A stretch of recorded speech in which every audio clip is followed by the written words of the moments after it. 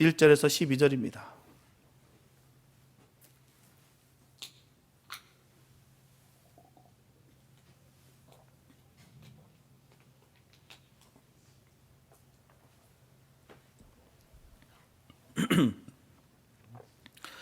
마태복음 3장 1절에서 12절입니다. 주님의 귀한 말씀 우리 한 절씩 교독하겠습니다. 그때 세례 요한이 이르러 유대 광야에서 전파하여 가로되 회개하라 전국이 가까웠느니라 하였으니 저는 선지자 이사야로 말씀하신 자라 일렀으되 광야에 외치는 자의 소리가 있어 가로되 너희는 주의 길을 예비하라 그의 첩경을 평탄케 하라 하였느니라. 이 요한은 약대 털옷을 입고 허리에 가죽들을 띠고 음식은 메뚜기와 석청이었더라. 이때 예루살렘과 온 유대와 요단강 사방에서 다 그에게 나와 자기들의 죄를 자복하고 요단강에서 그에게 세례를 받더니 요한이 많은 바리새인과 사두개인이 세례 베푸는데 오는 것을 보고 이르되 독사의 자식들아 누가 너희를 가르쳐 임박한 진노를 피하라 하더냐. 그러므로 회개에 합당한 열매를 맺고 속으로 아브라함이 우리 조상이라고 생각지 말라. 내가 너에게 이르노니 하나님이 능히 이 돌들로도 아브라함의 자손이 되게 하시리라. 이미 도끼가 나무 뿌리에 놓였으니 좋은 열매 맺지 아니하는 나무마다 치고 불에 던지우리라. 나는 너희로 회개케 하기 위하여 물로 세례를 주거니와 내 뒤에 오시는 이는 나보다 능력이 많으시니 나는 그의 신을 들기도 감당치 못하겠노라. 그는 성령과 불로 너희에게 세례를 주실 것이요. 다 같이 있습니다. 손에 키를 들고 자기의 타작마당을 정하게 하사 알곡은 모아 곳간에 드리고 죽정이는 꺼지지 않는 불에 태우시리라. 아멘. AD 100년경 그 어느 무명의 작가가 이런 글을 썼다고 합니다. 젊을 때는 세계를 바꾸려 했지만 못 바꾸고 우리나라를 바꾸려고 했다. 우리나라도 못 바꾸고 우리 마을을 바꾸려 했지만 우리 마을도 못 바꾸었다. 늙은 사람으로서 우리 가정을 바꾸려고 노력했지만 내가 바꿀 수 있는 것은 나 자신이라는 것을 깨달았다. 오래전에 내가 나 자신을 바꾸었더라면 우리 가정에 영향을 미쳤을 것이다. 우리 가정은 우리 마을에, 우리 마을은 우리나라에, 우리나라는 세계에 영향을 미쳤을 것이다. 이런 글을 누가 썼다고 합니다. 이처럼 세상을 바꾸기 위해서는 나를 바꾸면 됩니다. 나를 바꾸기 위해서는 바로 하나님의 말씀으로 나의 신념체계를 바꾸면 됩니다. 하나님의 말씀이 나의 신념체계 속에 계속 접촉할 때는 스치고 지나갑니다. 말씀이 나의 신념체계에 거듭 접촉하면 길을 내기 시작해서 작은 도로에서 큰 도로로, 큰 도로에서 고속도로로 이어간다는 것이죠. 내가 나를 바꾸면 영향의 폭이 점점 넓어져서 세상까지 바꾸게 된다는 것입니다. 사람이 살면서 자신을 돌아본다는 것은 그만큼 성숙했음을 의미하는 거예요. 유대인들 같은 경우는 안식일이 되면 세 가지를 늘 점검한다고 합니다. 첫째는 뒤를 돌아보는 일로 과연 지금까지 내가 정직하게 잘 살고 있는지를 점검하고 또한 회개한다고 합니다. 두 번째는 위를 올려다보는 일로 항상 하나님을 바라보면서 여호와를 앙망하는 일이라는 거예요. 세 번째는 앞을 보는 일로 미래를 바라보면서 행동하는 그 긍정적인 마음과 자신감을 회복하는 일이다라는 것입니다. 사람이 자기를 본다는 것은 정말 소중한 일이에요. 왜냐하면 사람은 하나님의 빛을 통해서 자기 자신을 정확히 보게 되기 때문입니다. 때로는 환경을 통해서 자신을 보게 되지만 결국 자신을 본다는 것은요 그만큼 성숙했음을 의미하는 거예요. 자기 자신 잘 모릅니다. 안 봐요. 세상에 그 누구보다도 자기 자신을 가장 몰라요. 그게 바로 우리입니다. 그러나 우리를 볼 수 있다는 것 참 귀한 거예요. 나를 봐야 됩니다. 나의 자아를 봐야 됩니다. 나의 중심을 바라봐야 된다는 거예요. 그곳에 누가 있는가 말입니다. 혹시 고집과 증오와 죄악이 자리 잡고 있지 않은가 봐야 됩니다. 그런 것을 날마다 비워야 되는 거예요. 바로 기도하면 비워집니다. 회개하면 깨끗해진다는 거예요. 오늘 말씀은 세례 요한이 요단강 그 부근에서 광야에서 회개를 촉구하면서 외친 말씀입니다. 이스라엘 민족은 말라기 선지자 이후에 400여 년 동안 선지자의 외침을 들을 수가 없었습니다. 중단돼 버렸어요. 침묵이 이어졌습니다.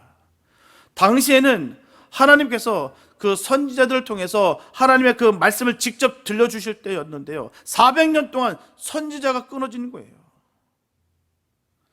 그들은 로마 지배 아래서 노예 생활하면서 정말 경제적으로 또 문화적으로 군사적으로 모든 것이 다 수탈당하고 있었던 때였음에도 불구하고 400년 동안 하나님의 말씀을 들을 수 없었던 것입니다.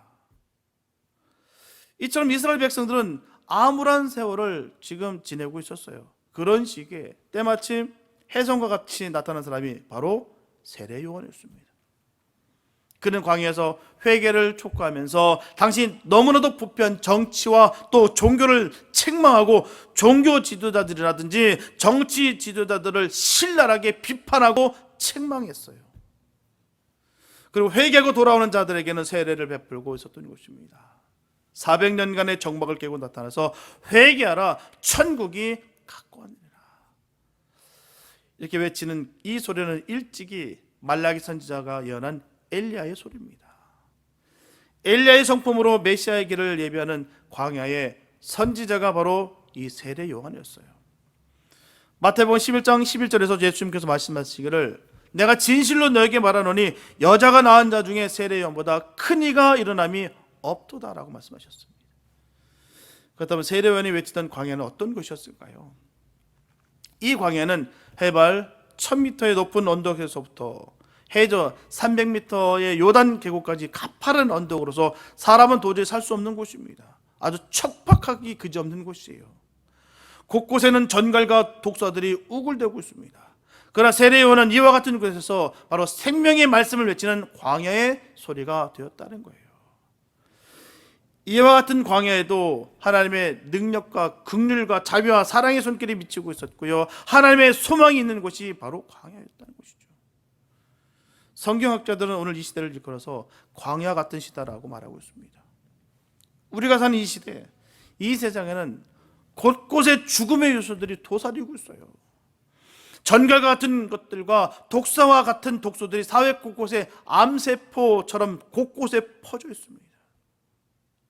우리가 세상적인 눈을 가지고 보면 도저히 어느 곳에서도 소망을 찾아볼 수가 없어요. 너무나도 깜깜하고 죄악이 너무너무 관영해서 지금은 죄가 아닌 세상에 살아가고 있습니다. 보편적 가치로 자리 잡고 있다는 거예요.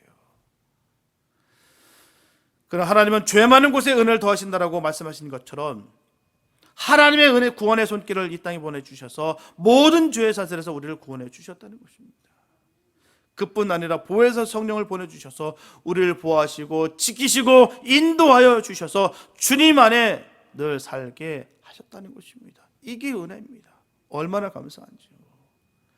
신명기 8장 15절과 16절에 보게 되면 애굽에서 너를 인도하여 그 광대하고 위험한 광야 곧 불뱀과 전갈이 있고 물이 없는 간조한 땅을 지나게 하셨으며 또 너를 위하여 물을 굳은 반석에서 내셨으며 내 열조도 알지 못하던 만나를 광야에서 내게 먹이셨나니 이는 다 너를 낮추시며 너를 시험하사 마침내 내게 복을 주려 하심이었느니라 라고 말씀하고 있어요. 오늘 본문의 말씀처럼 보면 세례요한이 외친 말씀 중에 우리 심령에 울리는 그 단어가 있습니다. 그 말씀이 있어요. 바로 알곡과 쭉종이란 말입니다. 알곡과 쭉종이. 본문 12절을 보게 되면 손에 키를 들고 자기 타작마당을 정하게 하사 알곡은 모아 곡간에 들이고 쭉종이는 꺼지지 않는 불에 태우시리라. 이 말씀은 그 어느 때보다도 요즘은 더욱 우리들에게 진한 감동을 주는 말씀이에요. 그 심각성을 우리가 알 수 있는 그런 말씀인 것이죠. 세례 요한은 말하기를 내 뒤에 오시는 그분 즉 예수 그리스도께서 성령과 불로 세례를 주며 타작마당을 정하게 하실 것이다 라고 말씀해 주셨어요. 그러니까 예수님께서는 알곡과 쭉종이의 구분을 정확하게 명확하게 구별하신다는 말씀입니다. 알곡과 쭉종이를 타작마당에서 정확하게 분리하시듯이 우리 신자들에게서도 알곡과 같은 신자와 쭉종이 같은 신자를 분리하신다는 말씀이에요. 그러면 그 알곡과 쭉종이를 구분하실 추수 때는 언제일까요? 초대교회 당시를 우리는 복음의 파종기라 말합니다. 오늘날은 바로 추수기라고 말하는 거예요. 전도서 3장 2절에 보면 심을 때가 있고 심은 것을 거둘 때가 있다고 했어요. 그러므로 지금은 영적 추수기입니다. 유대 땅 베들레헴에 오신 초림의 예수님은 어떻습니까? 섬기는 자로서 또 종의 모습으로 또 속죄 양으로 그 모습으로 오셨습니다. 하지만 다시 오실 바로 재림의 예수님은 심판자로서 추수꾼으로 오시는 것을 깨달아야 된다는 거예요. 분명한 것은 곡식을 추수하고 나면 알곡과 쭉정이가 있듯이 오늘의 교회 안에서도 알곡 신자가 있고 쭉정이 신자가 있다는 거예요. 안타깝게도 있다는 것입니다. 우리 교회는 알곡만 있기를 축복합니다. 저는 알곡 신자들과 함께 주님 이 사역 감당하기 원합니다. 제 기도 제목이 늘 그래요. 하나님, 저는 염소 키우고 싶은 마음 없습니다. 염소의 젖을 먹을 마음 없습니다. 하나님, 양을 키우게 해주세요. 저의 늘 기도의 제목입니다. 우리 모든 성도가 양 되시기 바랍니다. 알곡 되시기 바랍니다. 저는 오늘 여러분들 간곡히 부탁드리기를요, 예수를 믿으려면 잘 믿으시기 바랍니다. 이양 믿은 김에 쭉정이같이 믿지 마시고 알곡 신자가 되어서 주님께서 주의 호령과 천사장의 그 나팔 소리와 함께 재림하실 때 들림받아 천국에 들어가는 성도들 다 되시기를 예수님의 이름으로 축복합니다. 그런 성도들 되시기 바랍니다. 이양 믿는데요, 저 교회 문턱만 밟는 그런 신자들 되지 마시고 파킹만 나만 밟고 가시는 그런 신자 되지 마시고 정말 주님을 사모하시고 주님의 은혜로 말미암아 내가 구원을 받았다는 이 사실을 늘 삶 가운데 증거하고 늘 기뻐하고 복된 역사가 넘치는 그런 복된 성도 되시기 예수 여러분 축복합니다. 그런 은혜가 우리에게 있었으면 좋겠어요. 남 보지 마시고요, 자기 자신만 바라보시면 됩니다. 그래서 내가 과연 내 안에 내 자아가 내 중심에 누가 있는가를 늘 지켜보시면서 주님이 나의 주인 되신 것에 감사하시고 주님을 온전히 보시며 주의 성전된 삶을 살아가는 복된 삶 되시길 축복합니다. 그럼 오늘 말씀을 통해서 알곡 신자와 쭉정이 신자는 어떤 차이가 있는가를 생각해보며 함께 은혜를 나눌까 합니다. 첫째, 알곡 신자는 열매가 있고 쭉정이 신자는 열매가 없습니다. 보면 10절에 보면 이미 도끼가 나무 뿌리에 놓였으니 좋은 열매 맺지 아니하는 나무마다 찍어 불에 던지우리라 말씀하고 있어요. 믿음의 생활하는 신자는 생활을 통해서 좋은 열매를 많이 맺어야 됩니다. 신자가 맺어야 되면은 바로 갈라디아서 5장 22절에 말씀하는 것처럼 사랑과 희락과 화평과 오래 참음과 자비와 양선과 온유와 절제라는 것입니다. 이 9가지 열매를 맺고 살아가야 되는 거예요. 어느 한 가지만 내가 집중해서 열매를 맺는 것이 아니라 9가지의 열매가 동일하게 균일하게 열매를 맺어야 된다는 거예요. 이 열매는요, 한 가지로 치우칠 수 없습니다. 왜? 동일하기 때문입니다. 사랑하는데 희락이 없다 말이 안 되고요, 희락이 있는데 화평이 없다 말이 안 됩니다. 화평이 있는데 오래 참음이 없다 말이 안 돼요.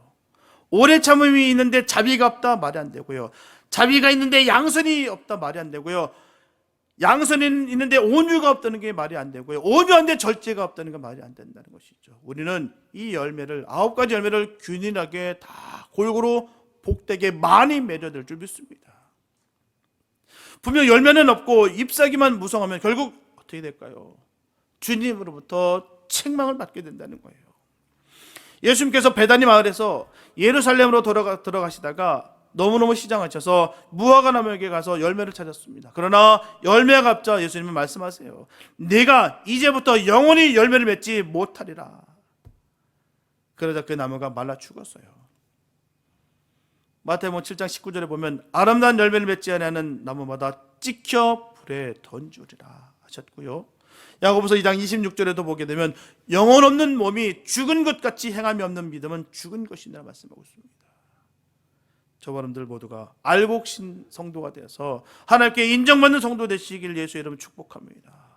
열매 맺는 삶을 사시기 바랍니다. 나만 즐겁고 나만 누릴 것이 아니라 내가 받은 이 귀한 사랑, 내게 받은 이 구원의 역사심을 온전히 나누면서 더 잃어버린 영혼들 찾아서 주님께 그 이름을 높여드릴 수 있는 자랑이 되는 삶이 되시길 예수 이름으로 다시 한번 축복합니다.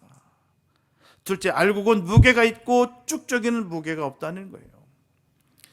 다니엘서 5장 25절 이하의 말씀을 보게 되면 바벨론 왕 벨사살이 예루살렘 성전에서 뺏어온 그 금그릇으로 술잔을 대신해서 연회를 베풀 때 맞은편 벽에 하나님 손이 나타나서 메네메네 대게 우바르시니라고 썼어요. 이것은 하나님께서 벨사살 왕을 하나님의 저울에 달아보니까 하나님의 기준치에 모자란다는 말이에요. 우리는 하나님의 기준치에 모자라면 안 됩니다. 바람에 날려가는 가변 쭉정이가 돼서는 안 돼요. 잠언 24장 12절의 말씀 보게 되면 내가 말하기를 나는 그것을 알지 못하노라 할지라도 마음을 저울진 하시는 이가 어찌 통찰하지 못하겠으며 내 영혼을 지키시는 이가 어찌 알지 못하시겠느냐. 그가 각 사람의 행위대로 보응하시니라. 이제 하나님이 저울을 가지시고 각 사람의 마음을 저울질 하시겠다는 거예요. 달아보겠다는 거예요. 그리고 이 계시록 6장 5절 말씀 보게 되면 셋째 인을 떼실 때 내가 들으니 셋째 생물이 말하되 오라 하기로 내가 보니 검은 말이 나오는데 그 탄 자가 손에 저울을 가졌더라. 이렇게 하나님께서 이 땅을 심판하실 7년 대환란 중에 검은 말을 탄 자의 손에 저울이 있다라고 했어요.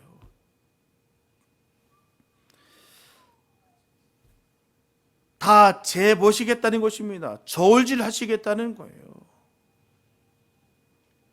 알곡 성도는 무게가 있어서 어떤 환란이 와도 자신의 믿음의 자리를 잘 지키겠지만 쭉정이 신자 같은 경우는 가벼워서 심판의 바람에 날려가 버리고 만다는 것입니다. 미국 안에서도 보면 매년 곳곳에서 시속 200km 이상의 그 강력한 허리케인이 불어와서 너무나 많은 사람들이 죽고 너무 많은 사람들이 부상자가 발생합니다. 온 나라가 완전히 쑥대밭이 돼버린 경우가 얼마나 많은지 몰라요. 매년 그렇습니다. 예전에 강풍과 폭우에 뉴올리언스는 2번이나 물바다가 되었고요. 모든 건물이 파괴되고 나가가 버렸다고 합니다. 그런데 그 강풍 중에서도 아주 견고하게 건축된 건물들은 아주 일부분만, 아주 작은 일부분만 파손되고 그 건물은 날아가지 않았어요. 우리들의 신앙도 이와 같이 견고해야 될 줄 믿습니다. 그래야 환란과 바람과 비, 시험의 파도가 몰려와도 능히 이길 수가 있는 거예요. 늘 주님 안에서 바로 세워지시기 바랍니다. 우리를 믿으면, 우리 자신을 의지하면 무너지게 돼 있어요. 하나님 편에 바로 서시기 바랍니다. 마태복음 7장 24절부터 27절 말씀 보게 되면 그러므로 누구든지 나의 이 말을 듣고 행하는 자는 그 집을 반석 위에 지은 지혜로운 사람 같으니 비가 내리고 장수가 나고 바람이 불어 그 집에 부딪히되 무너지지 아니하나니 이는 주초를 반석 위에 놓은 연고요 나의 이 말을 듣고 행치 아니하는 자는 그 집을 모래 위에 지은 어리석은 사람 같으니 비가 내리고 장수가 나고 바람이 불어 그 집에 부딪힘에 무너져 그 무너짐이 심하니라.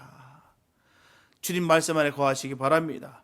주님 말씀을 믿으시기 바랍니다. 주님 말씀을 준행하시기 바랍니다. 주님 말씀 믿고 따르는 자들만큼 복된 삶이 없다는 거예요. 저는 주님의 말씀을 지켰다고 해서 망했다, 무너졌다는 소리 내가 들어본 적이 없어요. 내가 야망으로, 정욕으로, 욕망으로 구하지 않는 이상 주님께서 그 기도를 들어주시고 그 믿음을 굳건히 세워주시고 주님의 의의 병기로서 그 복된 역사심이 그 삶 가운데 이루어졌다는 사실입니다. 누구든지예요.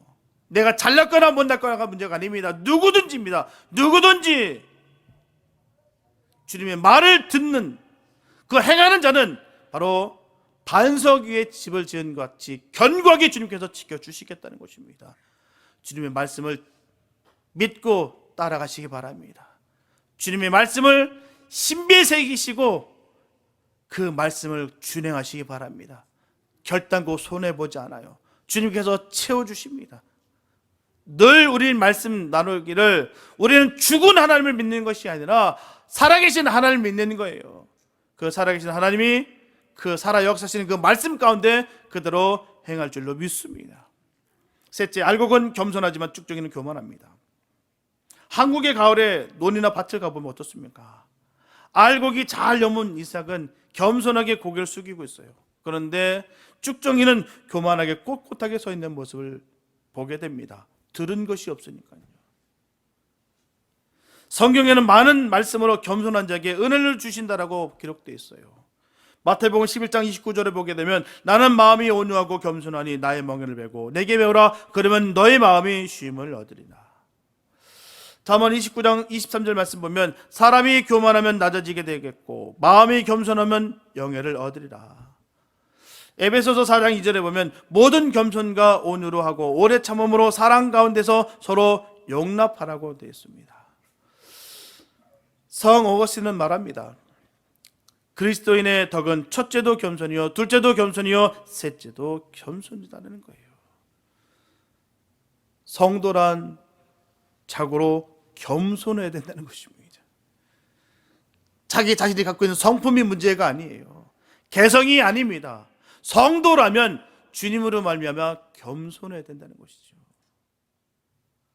베드로전서 4장 10절과 11절 말씀 보게 되면 각각 은사를 받은 대로 하나님의 각양 은혜를 받은 선한 청지기 같이 서로 봉사하라. 만일 누가 말하려면 하나님의 말씀을 하는 것 같이 하고 누가 봉사하려면 하나님의 공급하시는 힘으로 하는 것 같이 하라. 이는 범사에 예수 그리스도로 말미암아 하나님의 영광을 받으시게 하라 함이니 그에게 영광과 권능이 세세에 무궁토록 있느니라. 아멘. 말할 때마다 우리가 행할 때마다 일할 때마다 무엇을 할 때마다 하나님과 더불어 하시기 바랍니다. 주님께서 주시는 그 은혜로 능력으로 한다는 것을 늘 인정하시면서 나의 자랑이 없고 오직 주님의 이름만 자랑하는 삶이 되시기 바랍니다. 나의 이름은 감춰지고 오직 주님의 이름만 드러나는 삶에 기뻐할 수 있는 우리가 됐으면 좋겠습니다. 그런데 우리는 어떻습니까? 내 이름이 감춰지는 것이 아니라 예수 이름은 감춰져도 내 이름만은 드러나기 원합니다. 이런 모습이 아닐 때가, 이럴 때가 얼마나 많은지 몰라요. 누가 남을 인정해 주지 않을 때 삐지고 누가 내 이름을 거론해 주지 않을 때마다 속상하고 이 모든 것을 버리시기 바랍니다. 아무도 몰라줘도 괜찮습니다. 주님은 아십니다. 주님이 아시면 다 되는 거예요. 다른 사람들 다 아는데 주님만 몰라주시는 것이 가장 무서운 거예요. 우리가 겸손할 때 바로 주님 믿는 증거라는 사실인 것입니다. 주님을 내가 온전히 믿고 나는 아무것도 할 수 없으나 주님께서 나를 이끄셨다는 것을 인정했기 때문에 우리가 겸손할 수 있는 거예요. 내가 이뤘다 아니라 내가 할 때가 아니라 주님께서 모든 것을 이루셨고 주님께서 하셨다. 이게 바로 믿음의 증거입니다. 늘 그런 믿음의 고백에 있는 충만한 복된 삶이 되시기에 예수 이름으로 축복합니다. 이게 복받는 삶이고 복 있는 삶이에요. 하나님은 좀 전에도 말씀드렸다시피 저울질 하신다는 거예요. 그 모든 것을 신원하시고 보호하신다고 약속하셨습니다. 그렇기 때문에 하나님은 우리에게 그대로 역사하신다는 사실입니다. 이 사실을 꼭 믿으시고 믿음 지키는 우리가 됐으면 좋겠어요. 넷째, 알곡 신자는 세상에 물들지 않는 사람이고 쭉정이 신자는 세상에 물든 사람입니다. 황금은요, 땅속에 아무리 오래 묻어둬도요 변하지 않습니다. 그대로입니다. 그러나 쇠붙이는 땅속에 묻어두면 녹이 슬고 결국에는 부식되어 썩어버립니다.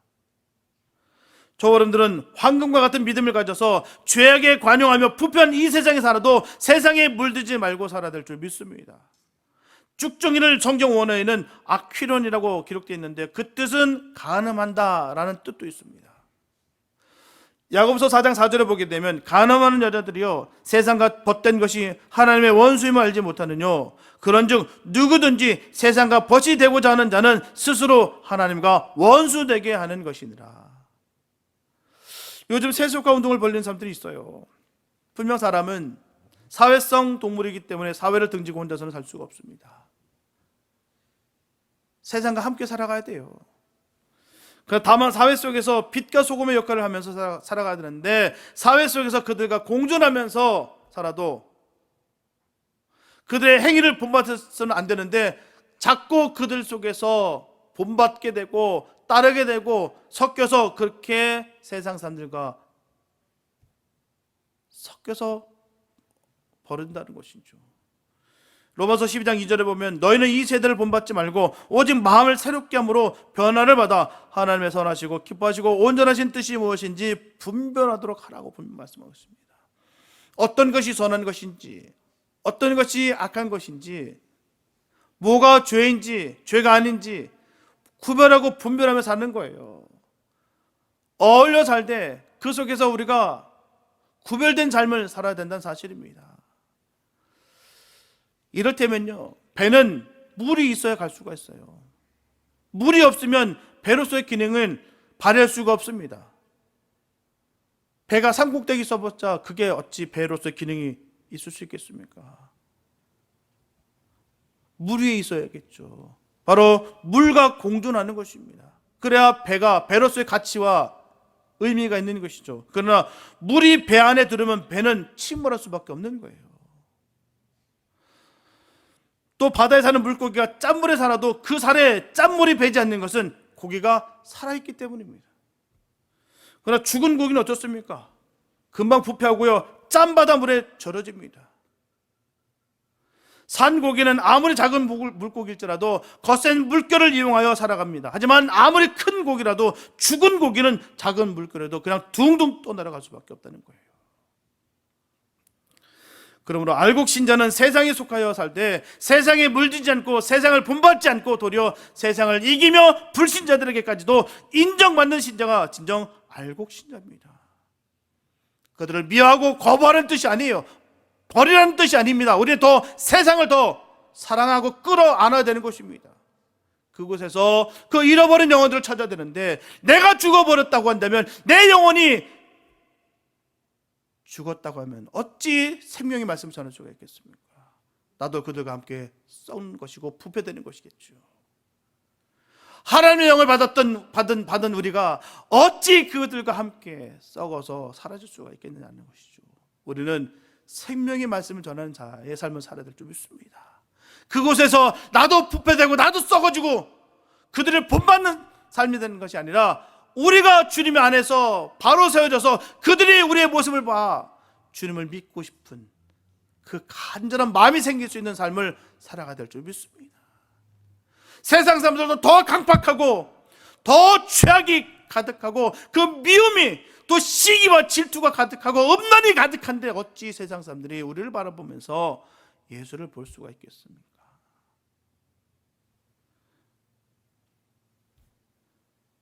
알곡신자 되시기 바랍니다. 세상과 구별된 삶을 사시기 바랍니다. 이와 같은 신자가 되시기를 예수님의 이름으로 축복합니다. 다섯째, 알곡신자는 환난 날의 믿음을 지켜서 승리하는 자요, 죽정이 신자는 환난 날의 믿음을 배반하고 낙오하는 사람입니다. 평안할 때는 누구인들 예수 못 믿겠습니까? 누구인들 충성하지 못하겠어요?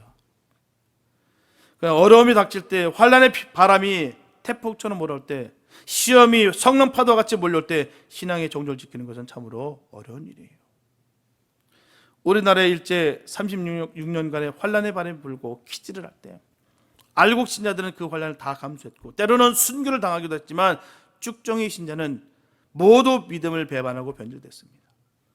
그 해병을 맞이하고 남북이 잘려지고 공산주의로 인해서 갈등이 심화됐을 때도, 6.25 한국전쟁 때도 마찬가지였어요. 성경은 앞으로 환난의 바람이 불어올 것이다라고 분명히 말씀하고 있습니다. 다니엘서 12장 1절에 보면, 그때 내 민족을 호위하는 대군 미가엘이 일어날 것이요, 또 환난이 있으리니 이는 개국 이래로 그때까지 없던 환난일 것이며, 그때 내 백성 중 무릇 책에 기록된 모든 자가 구원을 얻을 것이라. 마태복음 24장 9절에서도 그때 사람들이 너희를 환난에 넘겨 죽였으며 너희를 죽이리니 너희가 내 이름을 위하여 모든 민족에게 미움을 받으리라. 계시록 7장 2절과 3절에 보면, 또 봄에 다른 천사가 살아계신 하나님의 인을 가지고 해 돋는 데서부터 올라와서 땅과 바다를 해롭게 할 권세를 얻은 네 천사를 향하여 큰 소리로 외쳐 가로되, 우리가 우리 하나님의 종들의 이마에 인치기까지 땅이나 바다나 나무나 해하지 말라 하더라. 무슨 환난과 핍박 속에서도 신앙과 믿음을 지키는 성도가 꼭 되시길 바랍니다. 사람의 힘으로는 부족하나 내게 힘주시는 성령의 도우심으로 말미암아 능히 이기게 될 줄로 믿습니다. 내심으로 이기는 것이 아니에요. 주님 주신 능력으로 이기는 것입니다. 주님께 인침을 받으시기 바랍니다. 칭의 받으시기 바랍니다. 의롭다 여김을 받으시기 바랍니다. 그래야 이길 수가 있다는 거예요. 늦은 비를 맞아 곡식이 여물고요, 알곡이 되어지듯이 늦은 비 성령을 충만히 받은 성도가 바로 알곡 신자가 되어 천국 창고에 들어가게 될 줄로 믿습니다. 사랑하는 여러분, 세 사람이 주님과 달리기를 했다고 해요. 첫째 사람은 주님보다 조금 빨리 들어와서 1등을 합니다. 두 번째 사람은 주님과 동시에 꼬리를 냈어요. 세 번째 사람은 주님보다 조금 늦게 들어왔습니다. 그들에게는 이런 명칭이 부여됐다고 해요. 첫 번째 사람, 주의 길을 예비하는 자. 두 번째 사람, 주님과 동행하는 자. 세 번째 사람, 주님을 따르는 자. 주님과 달리기를 한 모든 사람이 다 칭찬을 주었습니다. 즉 주님과 같이 한다면 달리거나 놀거나 뭘 해도 칭찬을 받게 되는 거예요. 무엇을 하느냐, 열심히 하느냐, 이기느냐 지느냐보다도 주님과 함께 하는 것이 가장 중요하다는 거예요. 주님과 늘 함께 하시기 바랍니다. 잘하고 못하는 것은 중요치 않습니다. 주님과 함께 하는 게 중요한 거예요. 주님께서 이끄시는 대로 나아가시기 바랍니다. 오늘은 2023년 마지막 주일입니다. 지금 이 시대는 알곡과 가라지가 공존하는 시대예요. 오히려 가라지가 더 잘 되고 곡식들이 순환을 당합니다. 마태복음 13장 24절부터 30절 말씀 보게 되면 이 가라지 비유에 대해서 잘 비유가 되어 있습니다. 가라지를 뽑겠다는 종들에게 주인은 가라지를 뽑지 말고 가만히 두었다가 추수 때에 추수꾼들에게 명령을 내려서 먼저 거두어 단으로 묶어서 불에 태우라고 한다고 말씀하셨어요. 지금 어떤 환란의 바람이 불어와도 믿음의 위치를 지키며 자신을 맺어야 될 믿음의 열매를 많이 맺혀야 될 줄 믿습니다. 지금 때가 그때라는 거예요. 또 우리 주변에 보게 되면 무성하게 자라는 가라지를 절대 불허할 이유가 없습니다. 불허하지 마시기 바랍니다. 잠언 24장 1절에 보면 너는 악인의 형통을 불허하지 말며 그와 함께 있기도 원하지 말지어다. 잠언 16장 4절에서도 여호와께서 온갖 것을 그 시음에 적당하게 지으셨나니 악인도 악한 날에 적당하게 하셨느니라. 우리 주님의 추수 때에는 나 자신이 알곡돼서 천국 창고에 들어갈 것을 깨달아야 됩니다. 깨닫는 자는 복 있는 사람이에요. 우리의 신분과 우리의 삶의 모습을 바로 새기시기 바랍니다. 마태복음 13장 23절에서 주님은 말씀하세요. 좋은 땅에 뿌렸다는 것은 말씀을 듣고 깨닫는 자니 결실하여 혹 100배, 혹 60배, 혹 30배가 되느니라 하시더라. 그러나 깨닫지 못하는 사람은 화가 있으리라 말씀하셨어요. 시편 49편 20절에 보면 존귀 처하나 깨닫지 못하는 사람은 멸망하는 짐승 같도다. 우리는 주님께서 주신 참된 지혜가 있어야 될 줄 믿습니다. 때를 온전히 잘 헤아려서 지금 이때는 멍청이 아무 생각 없이 그냥 살아가는 것이 아니라 깨어있어 주님께서 우리에게 허락하신 그 열매를 맺는 그런 복된 날인 것을 기억하셔서 최선을 다해서 주의 뜻을 이루는 삶을 살아가시길 바랍니다. 때가 너무너무 빠르고요, 때가 너무너무 급변하고 있습니다. 한 치 앞도 바라보지 못한 시대를 우리가 살아가고 있다는 사실이에요. 2023년이 얼마나 빨랐는지는 여러분들 더 잘 아실 줄로 믿습니다. 분명 사실 내년도 너무 빠른 시대를 살아가고 있다는 것이죠. 더 빨라질 거예요. 더 악해질 것입니다. 그러나 우리는 두려울 것이 아니라 우리는 주님의 알곡 신자가 되기 위해서 더 애쓰고 힘쓰는 가운데 주의 뜻 가운데 복을 받는 역사가 있게 되시길 바랍니다. 그러므로 저분들은 하나님의 음성을 듣고 깨달아 믿음의 열매를 풍성하게 맺으며 하나님을 기쁘시게 하는 알곡 같은 성도가 다 되시기를 예수님의 이름으로 축원합니다. 기도합니다. 사랑해 주님 감사합니다. 아버지, 알곡과 쭉종이가 구별된다는 이 사실이 너무나 두렵습니다. 그러나 하나님, 우리는 주님의 피의 권세로 말미암아 알곡됐음을 믿습니다. 하나님 말씀이 하나하나를 우리가 걸르는 것이 아니라 그 말씀을 온전히 듣고 믿고 준행하여서 하나님 뜻을 이루어드릴 수 있는 삶이 되어 알곡 신자의 삶을 살아갈 수 있는 우리가 되게 하여 주시옵소서. 주의 자녀들을 함께 하신다 하였습니다. 하나님 그 끝까지 하여 주시는 그 사랑을 우리가 기억하오니 하나님 담대하게 확신을 가지고 이 믿음의 경주를 힘차게 달려갈 수 있도록 은혜 베풀어 주시옵소서. 주님과 함께하는 모든 순간순간 이 시간이 조금 더 헛되지 않음을 다시 한번 고백합니다. 하나님과 함께한 시간 2023년도 감사하고요, 앞으로의 모든 삶 가운데서도 주님과 함께함으로 말미암아 복된 삶을 이룰 수 있는 우리 모두가 되게 하여 주시옵소서. 주의 크신 능력과 은혜가 풍성하게 넘치게 부어주실 것을 간절히 믿사옵고 우리를 구원하신 예수님의 이름 기도했습니다.